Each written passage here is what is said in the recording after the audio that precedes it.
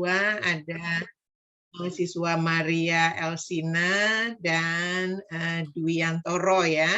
Dan keduanya tentu saja akan menjadi oponen pada kesempatan seminar hasil. Dan seminar hasil ini tidak dinilai ya, tetapi kita akan menggali sebanyak-banyaknya masukan untuk penyempurnaan, sehingga nanti pada saat ujian tesis, Tiffany akan lebih mantap lah tampilnya ya, presentasi dan juga argumentasinya. Baik, untuk itu kita bisa mulai dan Tiffany siap untuk seminar hasil? Siap, Prof. Baik, ya. Jadi Anda mengangkat untuk tesis Anda tentang hubungan karakteristik mahasiswa keperawatan semester 2, dukungan sosial, tingkat kecemasan dengan efikasi diri dalam pembelajaran di masa transisi pandemi COVID-19 di Fakultas Ilmu Keperawatan Universitas Indonesia.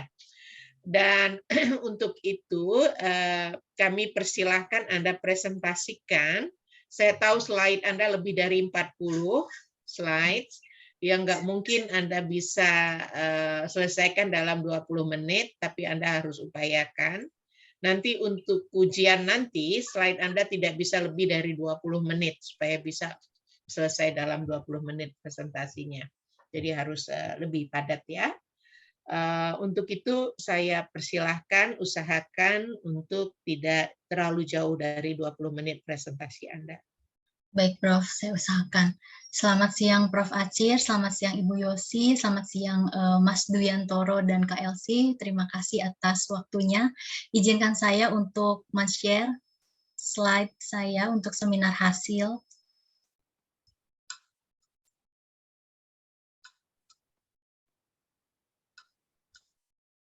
Bisa di close up? Oke, sebentar, Prof. Pak, sudah terlihat? Sudah. Baik, untuk mengefektifkan waktu, saya mulai ya Prof. Dan Bu Yosi beserta teman-teman. Seminar hasil kali ini judul penelitian saya yaitu hubungan karakteristik mahasiswa keperawatan semester 2, dukungan sosial, tingkat kecemasan dengan efikasi diri dalam pembelajaran di masa transisi pandemi COVID-19 di Fakultas Ilmu Keperawatan Universitas Indonesia. Adapun latar belakang yang membuat saya meneliti penelitian ini adalah berawal dari pandemi COVID yang terjadi di Wuhan pada tahun 2019 dan menjadi pandemi di awal Maret 2020. Nah, akibat dari pandemi ini sudah terjadi physical distancing. Physical distancing ini tentu dirasakan di segala aspek kehidupan, terutama dalam pembelajaran. Nah, di berbagai negara itu begitu banyak dampak kepada sistem pembelajaran. Salah satunya itu ada perubahan metode belajar dari mulai tatap muka sampai pada online learning. Di negara Eropa, di Argentina dan Rusia itu beralih pembelajaran dari sistem tatap muka menjadi daring sebanyak 89,4%. Ini menurut Alemani, Arebola et al. Tahun 2020. Dan di Indonesia, beberapa perubahan telah banyak terjadi. Dari mulai full online, kemudian sampai dengan tatap muka terbatas. Nah, akibatnya ada beberapa aspek yang berdampak pada kehidupan pembelajaran tersebut, terutama pada mahasiswa. Yang pertama ada aspek kognitif, itu mengganggu kepada gangguan pusat pikiran, kemudian kurang kreativitas, sulit konsentrasi, hingga adanya gangguan persepsi. Dan untuk aspek sosial, itu terjadi gangguan interaksi, menjadi pasif, dan tidak ada kesempatan langsung untuk berdiskusi dengan teman. Dan yang lebih penting adalah gangguan mental. Nah, gangguan mental ini pada mahasiswa sering terjadi adanya gangguan suasana hati, emosi stabil, stres, hingga depresi dan kecemasan. Nah, untuk prevalensi kecemasannya sendiri, di Amerika itu terjadi hingga 60,8%, sementara di Cina itu 20,60%, di Filipina 42,8%, sementara di Indonesia tahun 2021 itu mencapai 18,10%. Walaupun di Indonesia tidak mencapai 20%, tetapi apabila kecemasan ini terus berlangsung, maka ini akan mengganggu kepada distorsi persepsi dari mahasiswa itu sendiri. Nah, mahasiswa yang terkena dampaknya juga cukup besar adalah mahasiswa di komunitas keperawatan. Terjadi perubahan proses pembelajaran dari mulai tatap muka kepada online learning itu semua di praktikum, kemudian di lahan praktek, serta di laboratorium. Ini menurut Febriani, Syafi'i, dan Mardia 2021. Nah, mahasiswa keperawatan itu merupakan calon perawat profesional yang dituntut untuk memiliki kemampuan yang lebih untuk membina interaksi dengan sesama manusia, terutama pasien. Maka kemampuan itu sendiri harus dikembangkan selama mereka menjadi mahasiswa keperawatan. Tercatat dalam penelitian Jewang et al. 2021 bahwa mahasiswa keperawatan itu memiliki 3 keistimewaan dimensi dalam pembelajaran. Yang pertama ada dimensi caring, kemudian dimensi sharing, dan dimensi health promotion. Kalau semisal dimensi caring dan health promotion itu bisa dipraktekkan di dalam online, tetapi tidak dengan sharing.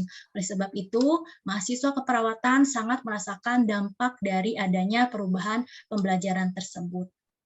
Nah, hingga akhirnya akibat dari kecemasan ini akan mempengaruhi kepercayaan diri mahasiswa dalam proses pembelajaran, dan kepercayaan diri itu akan mengganggu konsep diri sehingga terjadi gangguan pada efikasi diri mahasiswa. Efikasi diri ini bersumber dari beragam hal, diantaranya ada pengalaman, kemudian dukungan sosial yang dibangun oleh mahasiswa, itu yang berasal dari keluarga, teman, lingkungan sekitar. Ini menjadi faktor protektif juga yang nanti pada akhirnya mengurangi tingkat kecemasan. Nah, kemudian selain itu, pendukung dari efikasi diri adalah karakteristik mahasiswa yang berkaitan dengan jenis kelamin dan usia. Nah, dari beberapa literatur yang peneliti temukan, ini menunjukkan karakteristik itu dapat membangkitkan efikasi diri. Nah, oleh sebab itu, peneliti tertarik melakukan penelitian di universitas nomor 1 di Indonesia, yaitu Universitas Indonesia, yang mahasiswanya terbukti kompeten, baik dari hasil seleksi yang ketat dan sedang mengalami pembelajaran blended learning. Kemudian untuk referensi dari efikasi sendiri di masa pandemi ini sangatlah minim. Oleh sebab itu, peneliti akan setelah meneliti hubungan karakteristik mahasiswa ini berkaitan dengan tingkat kecemasan, dukungan sosial, dan efikasi diri. Adapun rumusan masalahnya berasal dari masa pandemi, kemudian adanya physical distancing, dampak terjadi kepada kognitif, sosial, dan psikologis, kemudian munculnya kecemasan yang melanda di komunitas keperawatan sehingga memunculkan ada beberapa karakteristik yang nantinya berpengaruh kepada efikasi diri. Adapun tujuan umumnya yaitu memperoleh faktor yang paling berhubungan dengan efikasi diri, kemudian tujuan khususnya diperolehnya gambaran karakteristik mengenai usia dan jenis kelamin kepada mahasiswa perawatan semester 2, diperolehnya gambaran tentang dukungan sosial, diperolehnya gambaran tentang tingkat kecemasan, diperolehnya gambaran tentang efikasi diri, teridentifikasinya hubungan usia mahasiswa dengan efikasi diri, teridentifikasinya hubungan jenis kelamin dengan efikasi diri, teridentifikasinya dukungan sosial dengan efikasi diri, teridentifikasinya tingkat kecemasan dengan efikasi diri, dan pada akhirnya yaitu teridentifikasi faktor yang paling berhubungan dengan efikasi diri. Adapun bab 2-nya terdiri dari masa pandemi COVID, itu dari mulai pengertian hingga sampai dampak pembelajaran selama pandemi. Kemudian ada teori kecemasan sampai dengan faktor-faktor yang mempengaruhi kecemasan, dan yang selanjutnya ada dukungan sosial sampai dengan pengertian hingga sumber dukungan sosial, efikasi diri sampai dengan faktor-faktor yang mempengaruhi efikasi diri. Nah, di bab 2 peneliti menerapkan kerangka teori berdasarkan pandemi COVID, yang berawal dari pandemi COVID sampai dengan efikasi diri itu ada efikasi diri rendah dan tinggi. Berikut rangkaiannya. Nah, masuk di bab 3, variabel bebas, yaitu yang terdiri dari usia, jenis kelamin, tingkat kecemasan, dan dukungan sosial. Kemudian variabel yang terikat adalah efikasi diri. Adapun kerangka penelitiannya, variabel bebas itu karakteristik mahasiswa keperawatan yang sudah peneliti jabarkan, kemudian tingkat kecemasan sesuai dengan teori itu ada ringan, sedang, dan berat, dukungan sosial ada rendah, sedang, dan tinggi, hingga akhirnya berhubungan dengan efikasi diri rendah dan tinggi. Adapun hipotesisnya, yang pertama ada hubungan karakteristik mahasiswa keperawatan semester 2, yaitu usia dengan efikasi diri mahasiswa dalam pembelajaran di masa transisi pandemi COVID-19.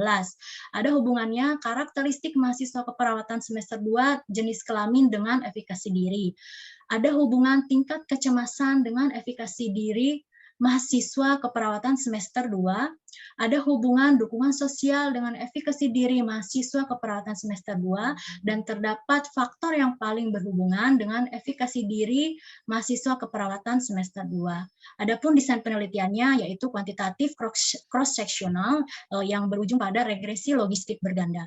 Nah, untuk lokasinya yaitu di universitas terbesar di Indonesia, yaitu di Jawa Barat, Universitas Indonesia. Untuk waktu penelitiannya dari mulai bulan Agustus hingga dengan bulan Juli, dari mulai penyusunan proposal, kemudian pengolahan data, pengambilan data, pengolahan data, hingga dengan pelaporan. Nah, penelitian sendiri dilakukan untuk 3 hari dari tanggal 8 sampai 10 Juli. Adapun populasi mahasiswa keperawatannya, peneliti hanya mengambil semester 2 sejumlah 111 orang. Teknik samplingnya yaitu total sampling, kemudian untuk kriteria inklusinya adalah responden S1, reguler mahasiswa keperawatan semester 2 yang mengalami pembelajaran blended learning, usia minimal 17 tahun, mengisi informed consent. Sementara eksklusinya, usia kurang dari 17 tahun, menolak mengikuti penelitian, tidak aktif dalam akademik. Sehingga total responden dalam penelitian ini adalah mencapai 105 orang yang mengikuti penelitian. Dan yang tidak mengikuti penelitian adalah 6 orang, karena mereka tidak mengisi kuesioner, maka dinyatakan drop out atau tidak mengikuti penelitian. Adapun etika penelitian, peneliti telah lolos uji etik dengan nomor berikut untuk keterangan lolos uji etik. Nah, untuk etik penelitian, peneliti berkaitan dengan respect for person, peneliti tidak memaksa pada responden yang tidak mengikuti penelitian. Beneficient, peneliti yang ini bermanfaat bagi mahasiswa keperawatan untuk mengetahui karakteristik mahasiswa, yaitu dukungan, tingkat kecemasan, serta efikasi yang dimiliki. Kemudian non-malefisien, penelitian ini hanya mengisi kuesioner dan tanpa intervensi. Sementara justice, responden mendapatkan kuesioner yang sama dan waktu pengisian kuesioner yang sama, yaitu 3 hari menggunakan Google Form. Alat pengumpulan data, adapun alat pengumpulan datanya yaitu peneliti menggunakan data karakteristik responden yang berisi nama, alamat email, nomor HP, usia, jenis kelamin, hingga program pendidikan semester 2. Kemudian pengukuran dukungan sosial menggunakan Multidimensional Scale of Perceived Social Support atau MSPSS dari GMAT. Kemudian instrumen ini sudah diuji oleh Winahyu di Indonesia dan Ibu Yosi tahun 2021 atau Putri et al. Dengan hasil alpha Cronbach itu 0,85 sampai dengan dan 0,87. Untuk pengukuran tingkat kecemasan, peneliti menggunakan skala HARS atau Hamilton Anxiety Rating Scale yang pertama kali dikembangkan oleh Max Hamilton dan telah diuji coba di Indonesia serta diadaptasi bahasanya menjadi bahasa Indonesia oleh Krisnawati dan Aldino tahun 2019 dengan hasil alpha Cronbach 0,793. Berikut adalah cuplikan dari alat pengumpulan data yang peneliti lakukan. Ini adalah tampilan dari Google Form, kemudian ini lampiran dari semua kuesioner atau instrumen yang ada. Berikutnya, alur pelaksanaan. Yang pertama, peneliti mengajukan surat permohonan untuk izin penelitian kepada Dekan FIKUI. Yang kedua, ini mohon maaf, maksudnya ini kedua, mengajukan surat keterangan lolos uji etik penelitian dari Komite Etik Penelitian Keperawatan FIKUI. Kemudian mengajukan permohonan untuk izin melakukan penelitian di FIKUI di program sarjana. FIKUI program sarjana memberikan izin. Kemudian yang keempat, ini peneliti memberikan penjelasan dan maksud tujuan prosedur penelitian yang dilakukan terhadap pihak FIKUI program sarjana. Sehingga selanjutnya peneliti berkoordinasi dengan Sekretaris FIKUI program sarjana dan Ketua Angkatan 2021. Sebelumnya peneliti melakukan virtual meeting dengan calon responden. Nah, adapun hasil penelitian dari bab 4 itu ada hasil penelitian univariat, bivariat, dan multivariat. Untuk hasil univariat ini ada karakteristik responden usia itu peneliti menggunakan tendensi sentral dengan rata-rata usianya mahasiswa keperawatan adalah 18,73 dan jenis kelamin itu untuk distribusi frekuensinya yang terbanyak adalah perempuan senilai 87,60%. Kemudian dukungan sosial hasil dari univariat yang paling tinggi adalah dukungan sosial tinggi, yaitu lebih dari 50%, sejumlah 54,3%. Tingkat kecemasan yang terbesar ialah kecemasan ringan, sejumlah 73 dengan 69,5%. Efikasi diri, yaitu efikasi diri tinggi, 76 orang dengan 72,2%.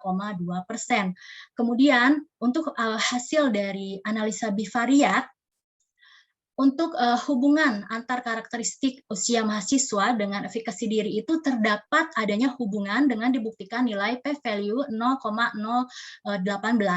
Kemudian yang kedua, tidak adanya hubungan jenis kelamin dengan efikasi diri karena nilai p-value-nya 0,508.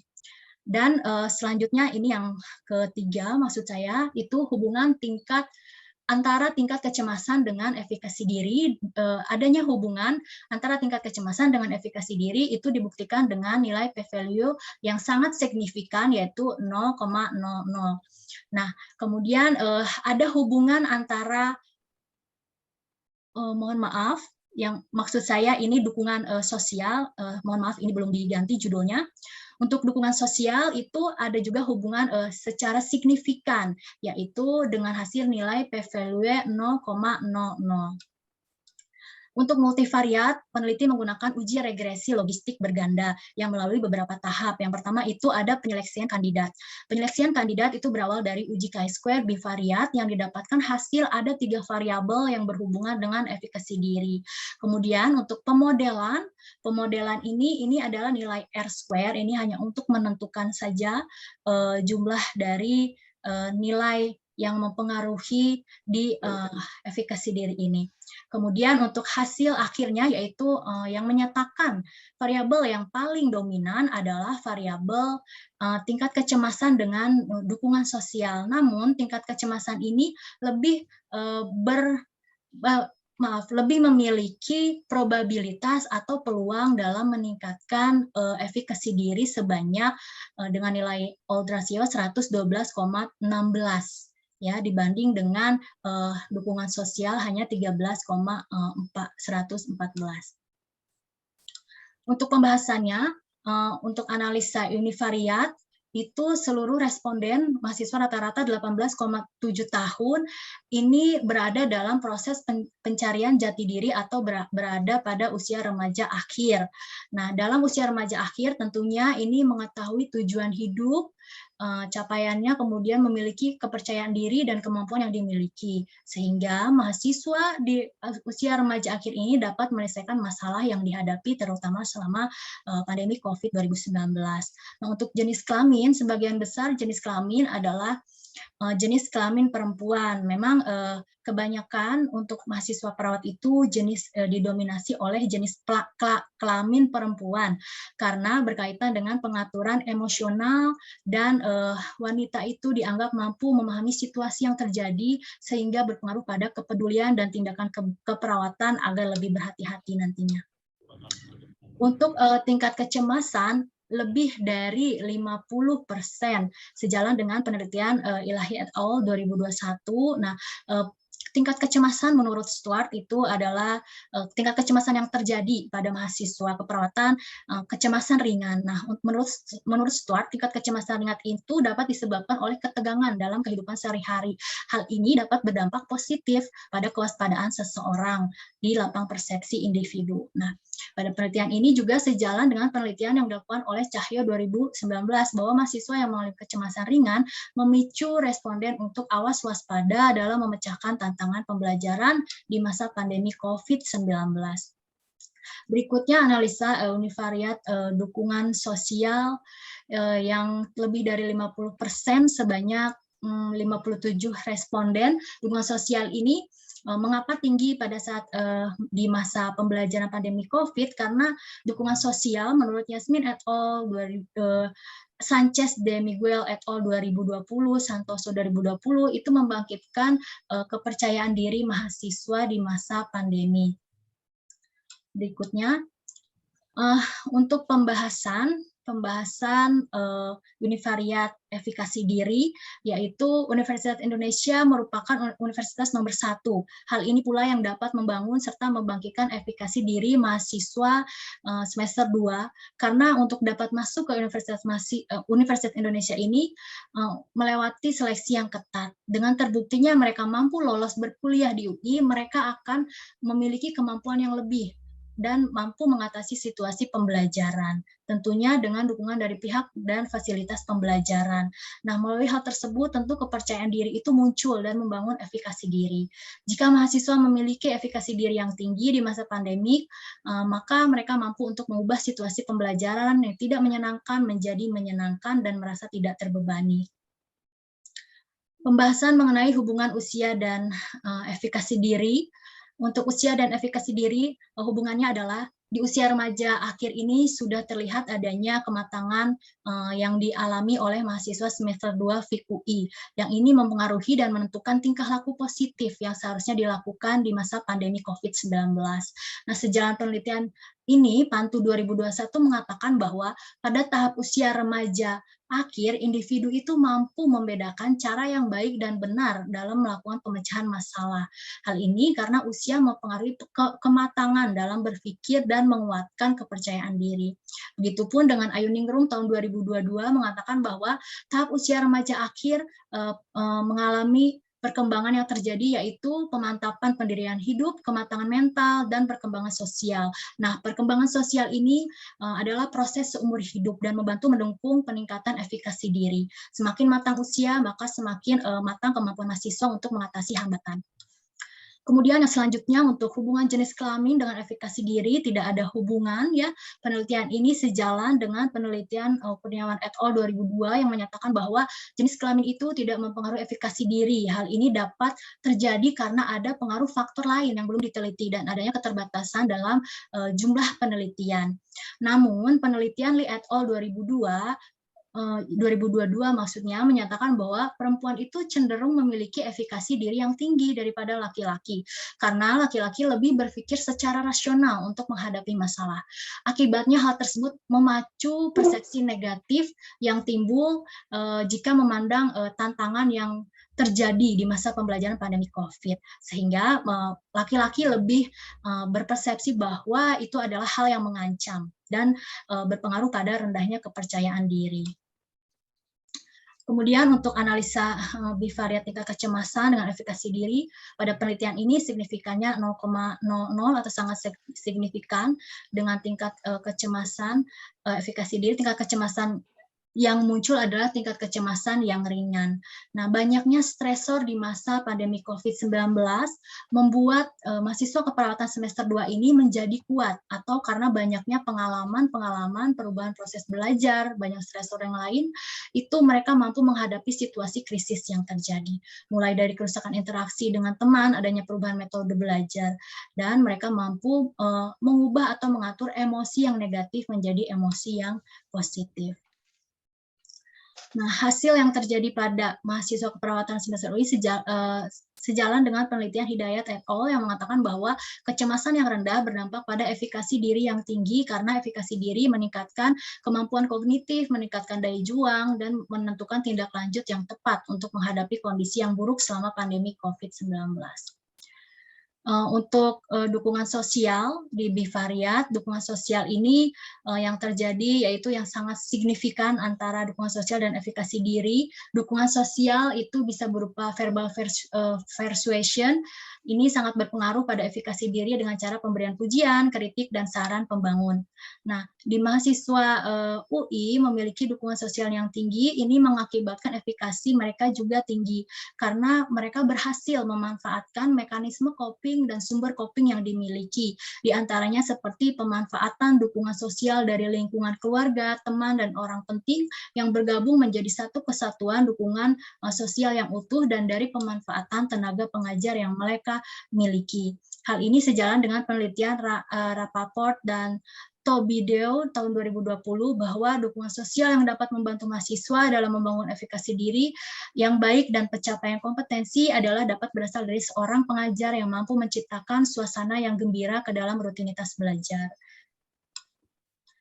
Berikutnya, untuk analisa dukungan sosial itu, dukungan sosial bisa bersumber dari keluarga, teman, dan orang penting, membangkitkan motivasi belajar, membangunkan efikasi diri, dan terdapat penelitian di Filipina bahwa efikasi diri ini berhubungan erat dengan motivasi mahasiswa untuk belajar di masa pandemi COVID-19, sehingga nantinya berujung pada pengembangan efikasi diri yang lebih tinggi.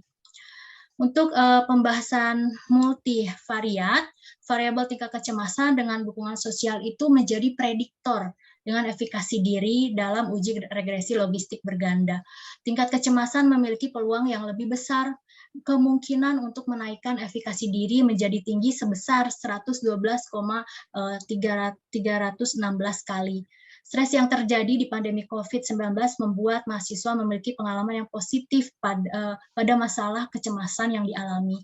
Mahasiswa keperawatan mampu merespon stresor dengan cara fight, yaitu melawan, sehingga hal tersebut dapat mempertajam kewaspadaan, siap bertindak, dan mempertajam indera, lebih produktif, meningkatkan motivasi belajar, memiliki persepsi yang positif. Selanjutnya, hal ini sejalan dengan Zhang et al. 2002 bahwa efikasi diri yang tinggi berpengaruh positif pada tingkat kecemasan mahasiswa yang disebabkan oleh stresor yang menimpa. Bahwa efikasi yang tinggi berpengaruh positif pada tingkat kecemasan mahasiswa yang disebabkan oleh stresor. Hidayat et al. 2022 mengatakan bahwa sebagian besar mahasiswa keperawatan memiliki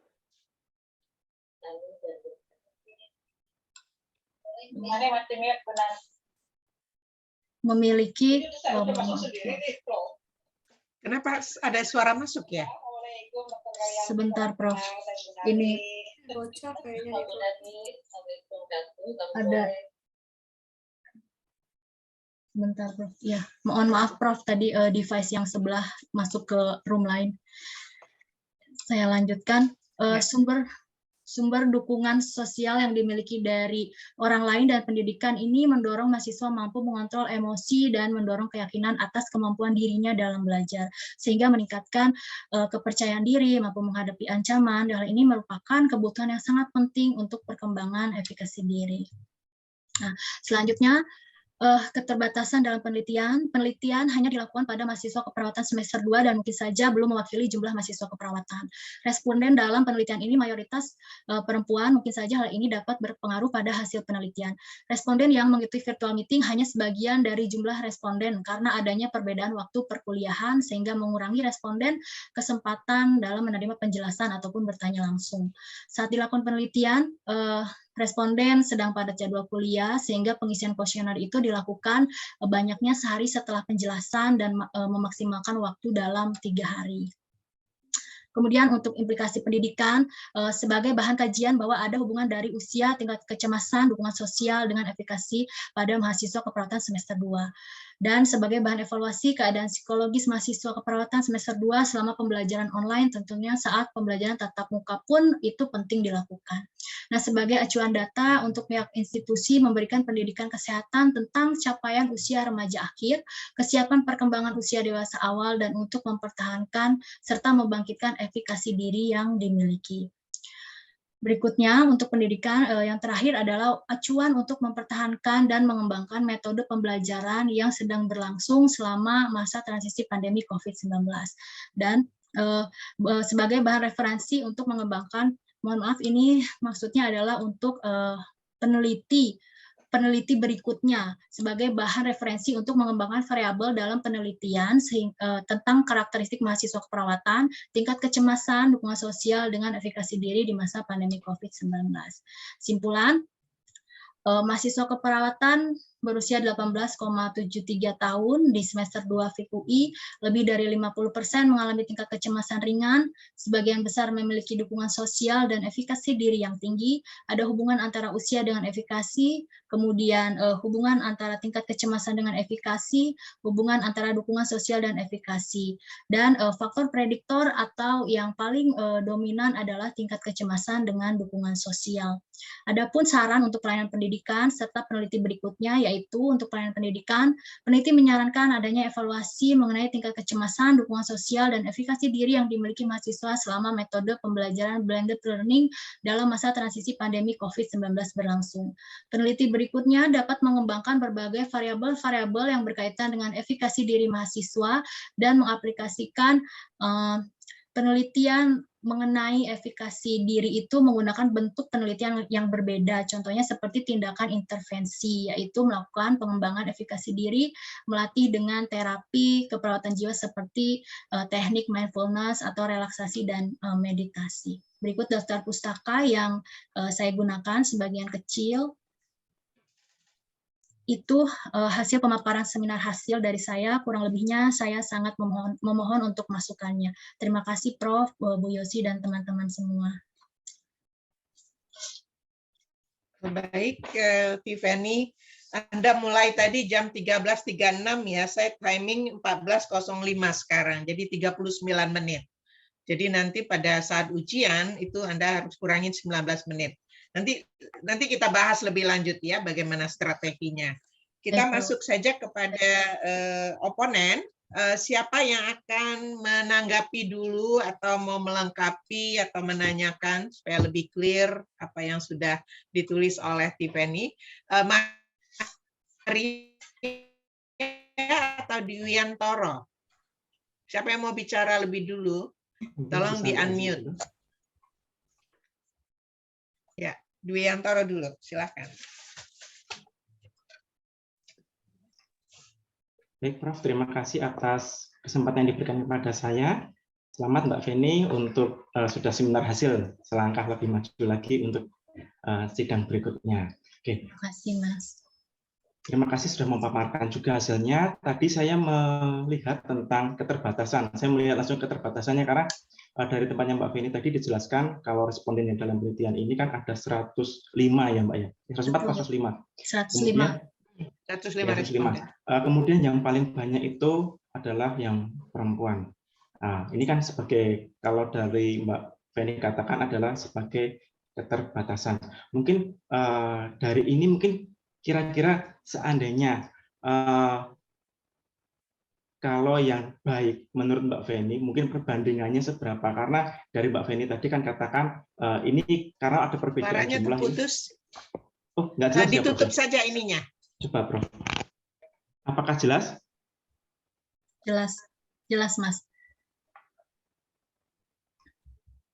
Jelas, Mas. Oke. Saya akan lanjutkan lagi.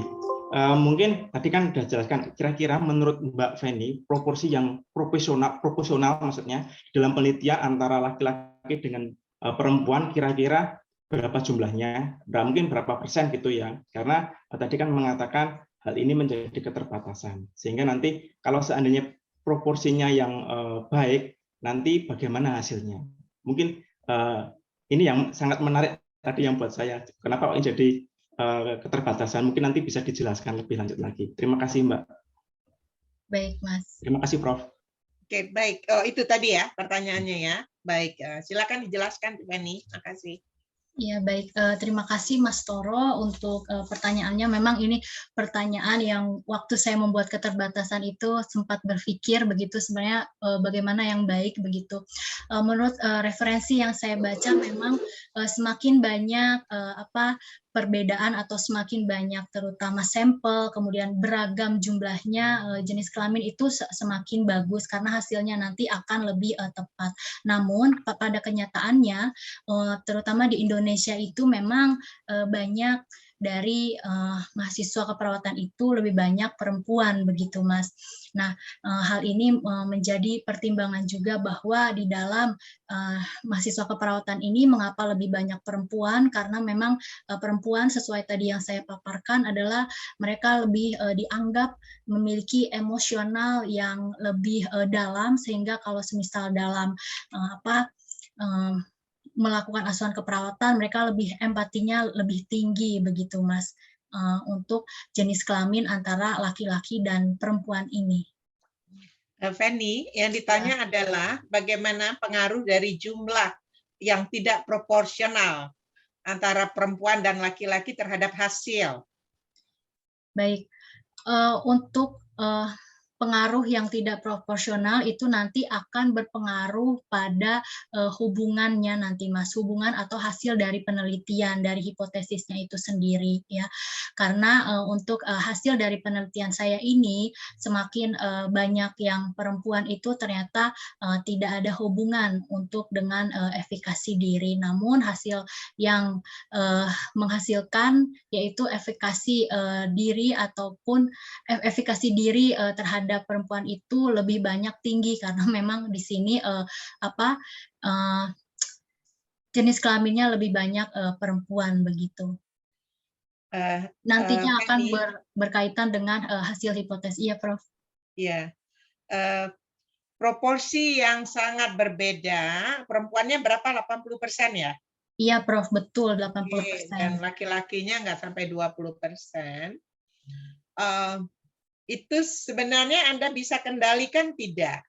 Karena kan kalau perbedaan proporsi seperti itu, Anda masukkan ini sebagai apa? Sebagai keterbatasan ya? Betul, Prof. Jumlah yang tidak proporsional. Menurutmu dari segi statistik, ada pengaruhnya tidak terhadap hasil? Ada, Prof. Ada. Nah, itu nanti supaya diperjelas ya.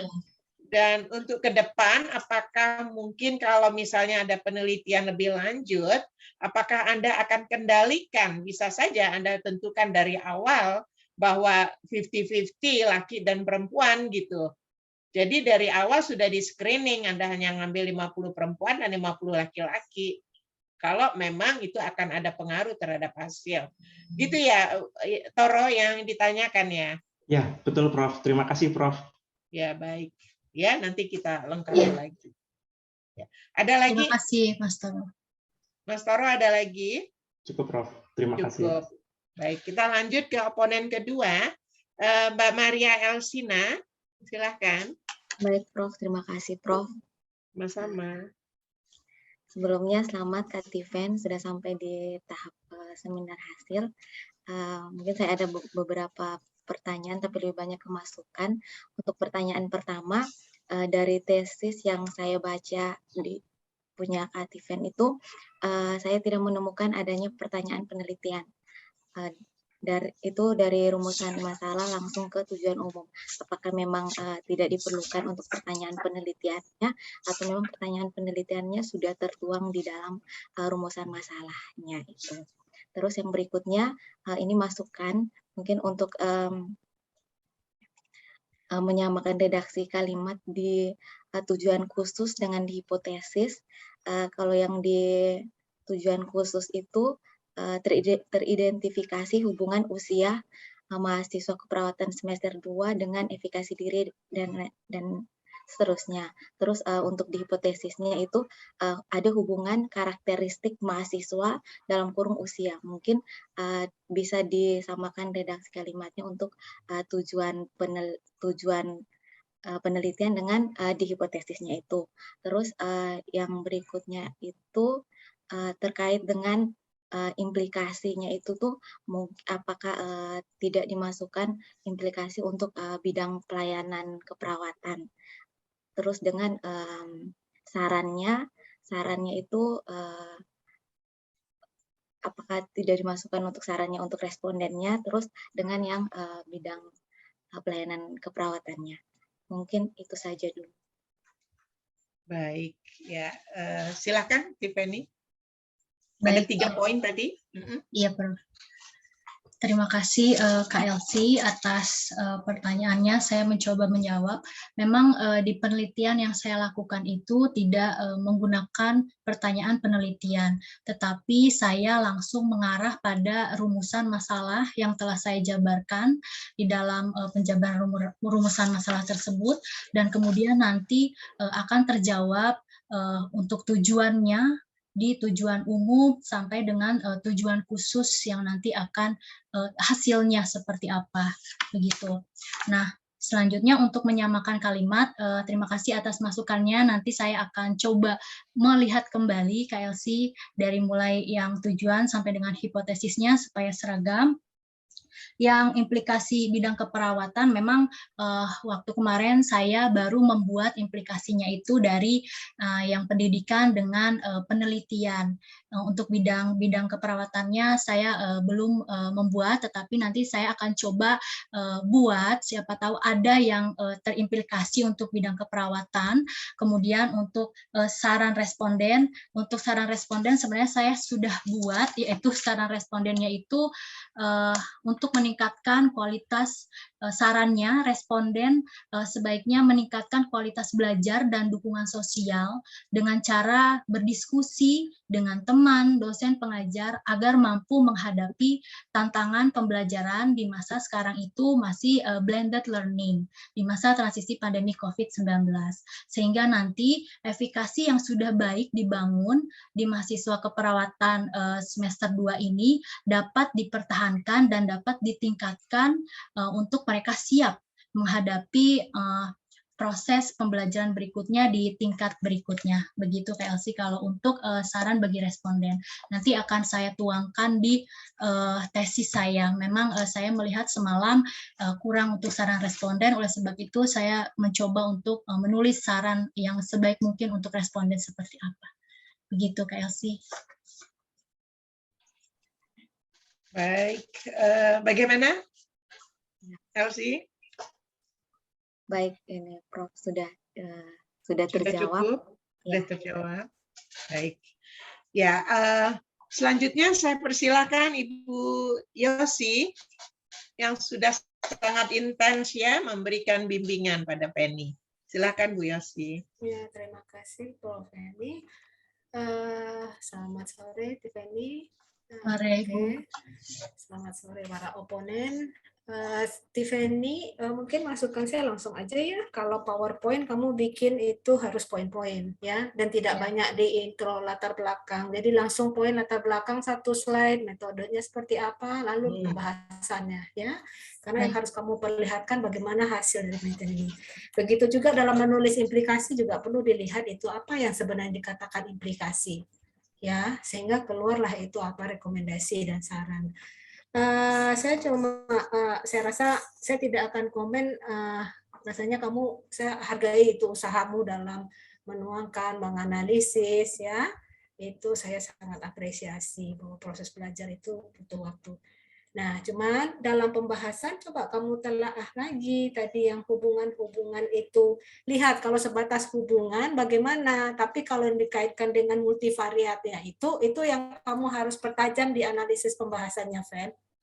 Ya, sehingga akan kelihatan. Nah, selain itu harus dilihat, kita kan hanya memotret beberapa faktor, ya enggak?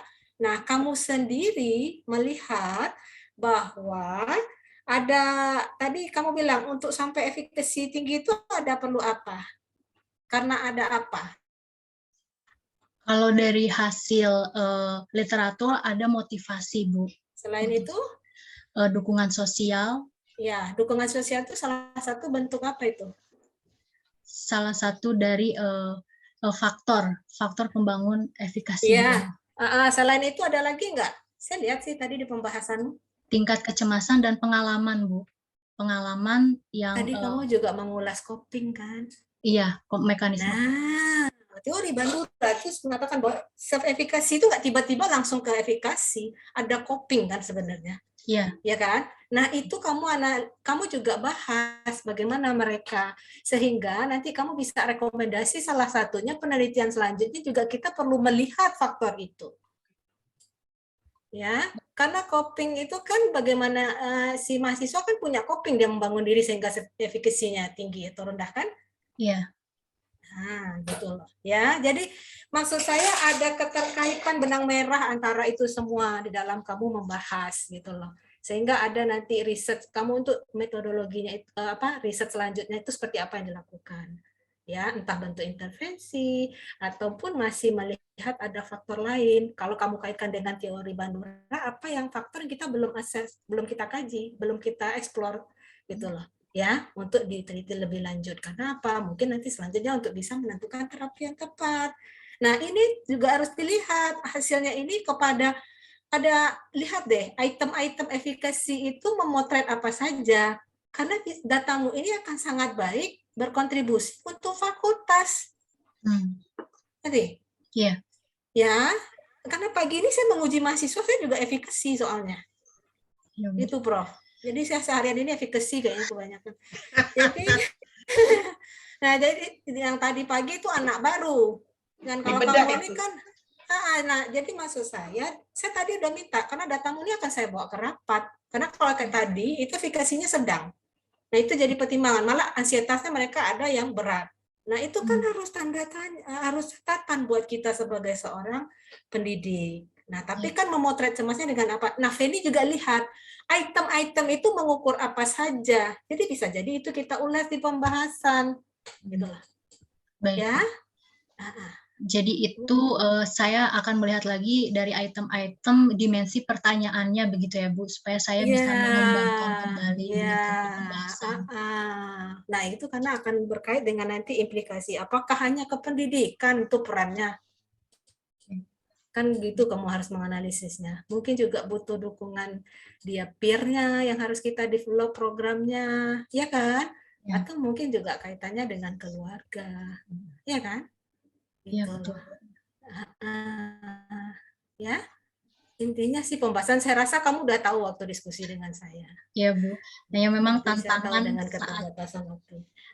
saat mencari pembahasan adalah artikel Bu. Masih mencoba mencari artikel terbaru kan ini. Jadi dan dapat artikelnya nggak ngerti isinya lagi. Ada Google Translate, Prof. Google Translate ya masalahnya, Prof, itu masalahnya. Nggak mampir di kognitif. Iya, jadi makanya di pembahasan tadi itu perlu penilaian faktor-faktor itu apa. Lihat juga apakah kita bisa memotret hanya kaitannya dengan akademik, sisi-sisi dari item di instrumen itu kan bisa kita telah. Walaupun kita kan bukan menganalisis per item. Ya enggak? Ya, secara garis besar. Ya, oke. Mungkin itu ya, Prof. Karena Feni sudah sangat intens dengan saya, Prof. Ya, baik Bu Yosi, saya lihat sekali perubahan yang luar biasa ya, Feni ya. Setelah dibimbing 2 kali tatap muka langsung ya oleh Ibu Oci, luar biasa. Makasih, saya hargai sekali. Dan yang penting itu kan outputnya yang kita bisa lihat langsung, kita bisa baca. Tapi ada suatu proses pembelajaran yang terjadi di Feni, apalagi Feni ini kan seorang educator ya.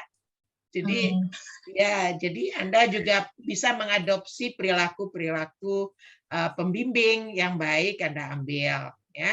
Jadi ada pembelajaran yang memang tidak tertulis, tetapi dari proses bimbingan itu yang kami sangat harapkan bisa diserap oleh mahasiswa bimbingan. Feni, Anda diberi waktu nanti hanya 20 menit, sementara Anda menggunakan waktu 39 menit. Batasi jumlah slide, maksimal 20 itu sudah dengan cover ya, karena setiap slide itu 1 menit biasanya. Tadi sudah disampaikan oleh Ibu Oci. Anda nggak menggunakan pointers, Anda kesannya memindahkan halaman. Oke. Kalau begitu untuk latar belakang itu selain judul, Anda pergunakan paling tidak 1, 2, 3 dengan tujuan dan perumusan masalah. Ya, 3 slide. Kemudian untuk bab 2 Anda pakai kerangka teorinya saja. Anda jelaskan apa yang ada ya kerangka teori. Oke, itu jadi 4 atau 5 slide jadinya ya totalnya sampai bab 2. Nah, di bab metodologi itu nanti Anda perlu mungkin sekitar 3.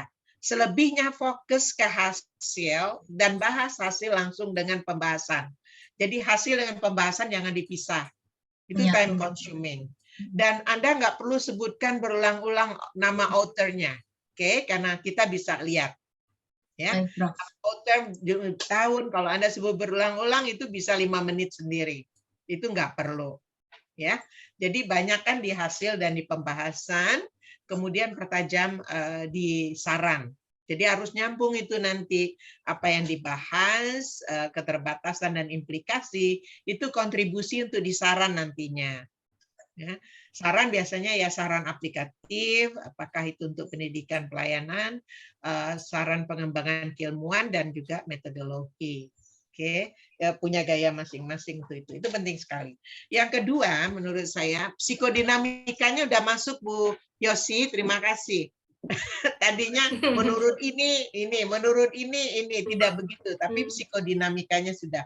Tapi ya memang integrasi dari berbagai konsep itu yang belum.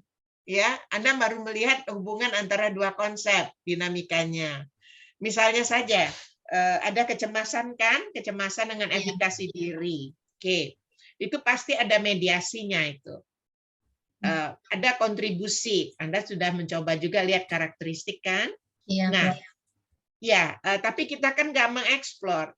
Yang punya efikasi diri itu sebenarnya kalau diteliti lebih lanjut, mereka itu punya konsep diri seperti apa? Karena itu sangat terkait dengan self-esteem, dengan identifikasi diri. Oke, orang yang konsep dirinya kuat, itu dia punya pola asuh seperti apa sebelumnya, dia tumbuh kembangnya bagaimana.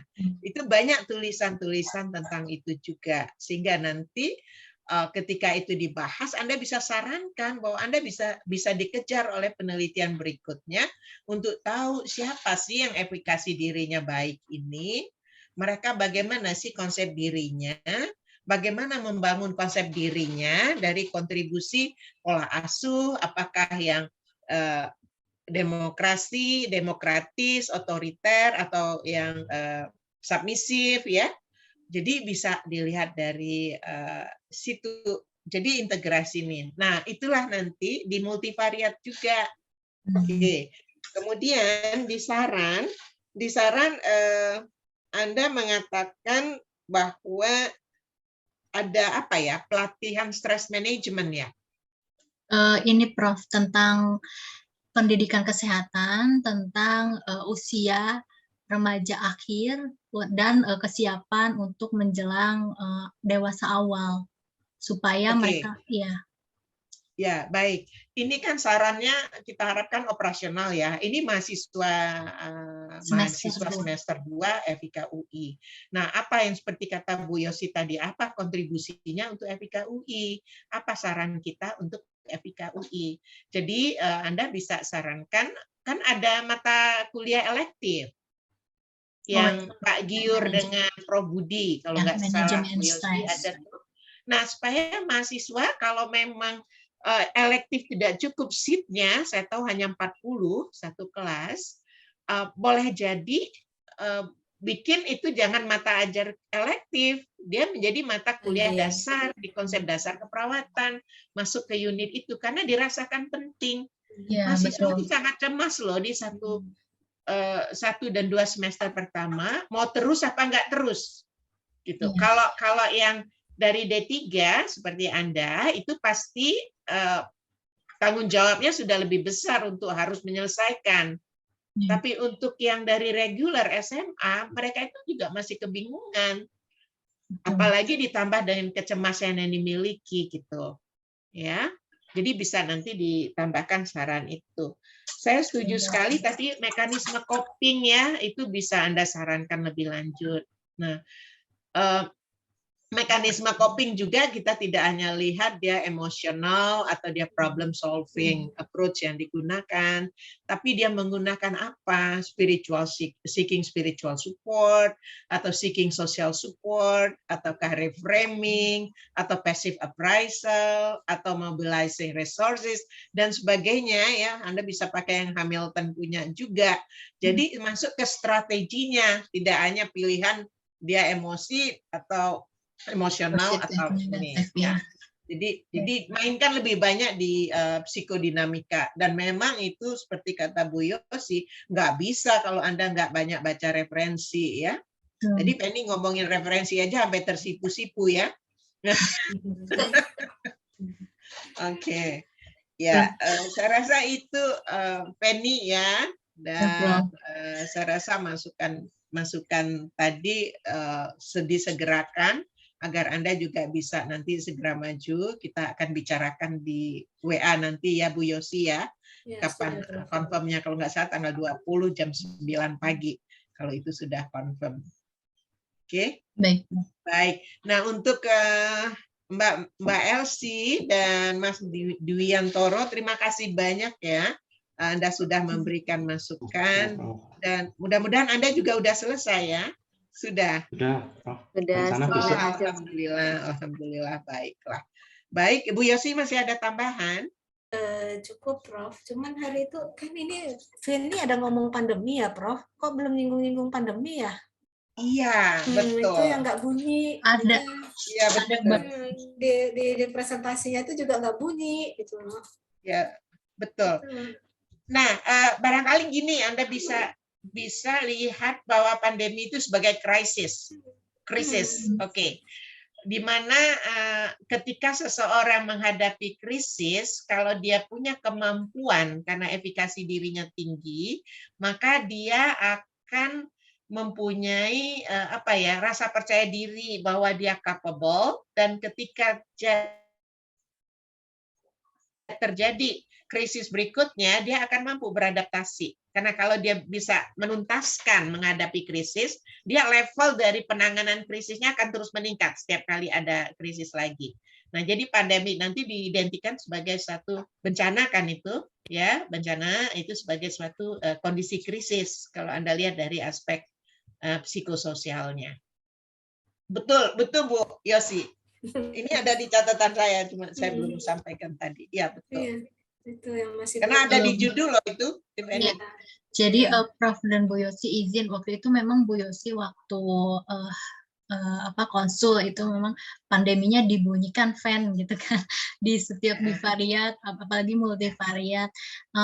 Izin Prof penyamaan persepsi bahwa nanti soal pandemi ini dimunculkan di multivariat, yaitu bermasalah tentang krisis, apakah itu nanti kaitannya dengan resiliensi juga, Prof?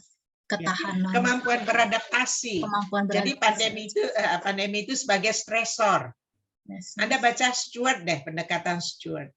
Ya, ada Prof. Jadi ada stresor, kemudian bagaimana stresor itu dihadapi, dia akan menggunakan sumber coping yang dimiliki.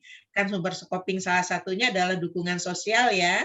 Iya, betul. Nah, tapi harus dilihat pandemi itu sebagai satu kondisi yang bisa menimbulkan krisis.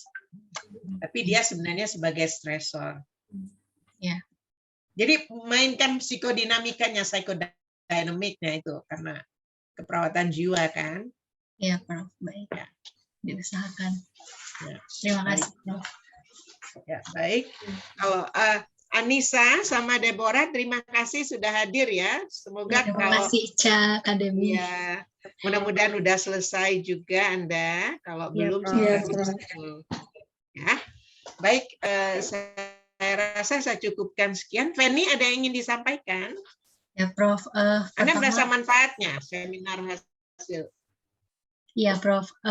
Pertama saya mengucapkan terima kasih banyak kepada Prof. Asir, kepada Ibu Yosi yang sudah memberikan kesempatan untuk saya bisa seminar hasil, dan Prof juga yang setia untuk WA sampai tengah malam untuk koordinasi segala macam. Begitupun dengan Bu Yosi sampai 2-3 jam untuk membimbing saya di 2 kali pertemuan. Terima kasih banyak. Itu saya sangat bersyukur, dan saya juga terima kasih kepada teman-teman oponen, teman-teman kelas, Kak Anissa, Kak Debbie, dan teman-teman yang tidak hadir. Itu saja, Prof. Semoga masukan tadi bisa benar-benar saya tuangkan di tesis saya, sehingga nanti sidang hasilnya bisa lebih baik lagi, Prof. Dan Bu Yosi tulisan saya. Terima kasih. Dan jadikan pembelajaran ya di awal bagaimana Anda bermasalah mencari masalah ya. Iya, betul. Ganti judul.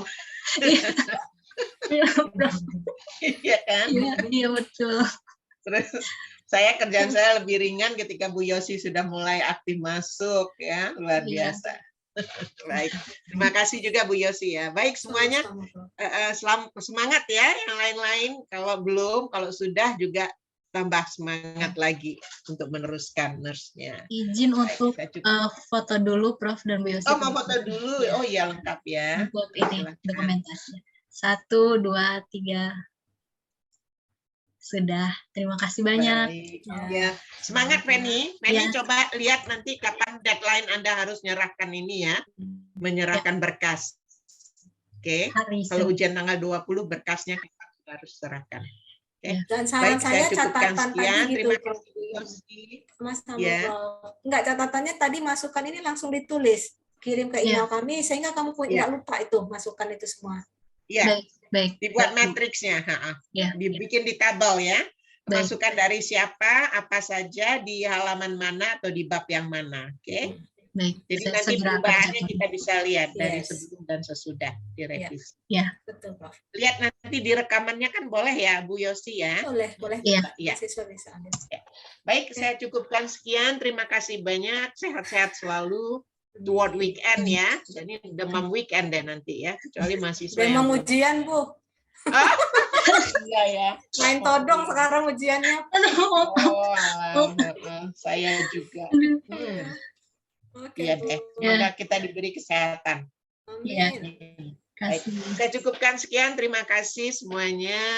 Selamat Penny. Anda jangan tunggu adrenalinnya ya. Lanjut ya. Ya Prof, sedikit lagi. You have to keep your adrenaline high sampai selesai. Siap Prof. Thank you. Ya, mari. Selamat sore. Assalamualaikum warahmatullahi wabarakatuh. Sore Prof. Selamat sore Bu Yosi. Selamat sore Bu.